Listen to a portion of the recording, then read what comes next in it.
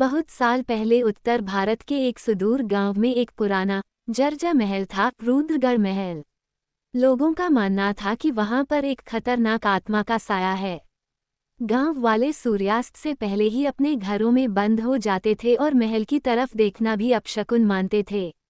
लेकिन जैसे जैसे समय बदला, नई पीढ़ी ने इन बातों को केवल कहानियां समझना शुरू कर दिया। उसी गांव में एक 17 साल का लड़का था, आरव। वो पढ़ने लिखने में तेज था, लेकिन रहस्यों को जानने का भी शौकीन था। जब उसने महल की कहानी सुनी तो उसका मन उसे देखने को मचल उठा। उसकी दादी ने उसे चेतावनी दी, आरव, उस महल के अंदर कोई इंसान जिंदा नहीं लौटा। वहां रुद्र सिंह की आत्मा भटकती है, जो अपने खजाने की रक्षा कर रही है। लेकिन आरव नहीं माना। एक रात चांदनी में नहाया हुआ आसमान और सन्नाटा अपने चरम पर था। आरव एक टॉर्च, मोबाइल और एक कैमरा लेकर चुपके से महल की ओर निकल पड़ा। महल की दीवारें टूटी फूटी थीं, जालों से भरी छत, सड़ी लकड़ी की सीढ़ियां और चारों ओर अजीब सी सर्द हवा। जैसे ही उसने महल का दरवाज़ा खोला, हवा का एक ठंडा झोंका आया और दरवाज़ा अपने आप बंद हो गया। आरव ने मोबाइल की फ्लैश लाइट जलाई और आगे बढ़ा।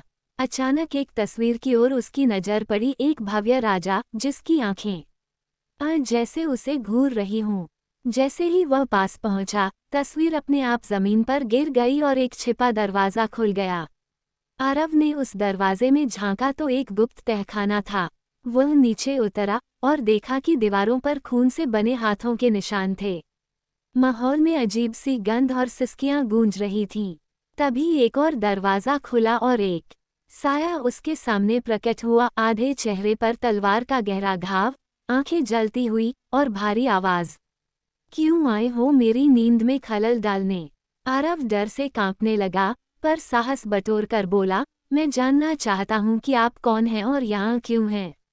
उद्धरण चिन्ह। साया बोला, मैं रुद्र सिंह हूँ, इस महल का अंतिम राजा। मुझे मेरे ही मंत्रियों ने धोखा दिया और इसी तहखाने में जिंदा दफन कर दिया गया। मैं तभी से यहीं फंसा हूँ। जो भी मेरे खजाने की खोज में आता है, मैं उसकी आत्मा को भी बांध लेता हूँ, लेकिन तुम अलग हो। तुम सत्य जानने आए हो, चुराने नहीं। तभी आरव के हाथ में पकड़ा कैमरा अपने आप चलने लगा और एक तेज रोशनी से साया शांत हो गया। दीवार पर एक दरवाज़ा खुला और उसमें एक चमचमाती तलवार और पुराने दस्तावेज थे। रुद्र सिंह की आत्मा ने कहा, इन दस्तावेजों को बाहर ले जाओ और मेरे साथ हुए अन्याय को दुनिया के सामने लाओ। तभी मेरी मुक्ति होगी। आरव ने साहस के साथ दस्तावेज लिए और महल से बाहर निकल आया।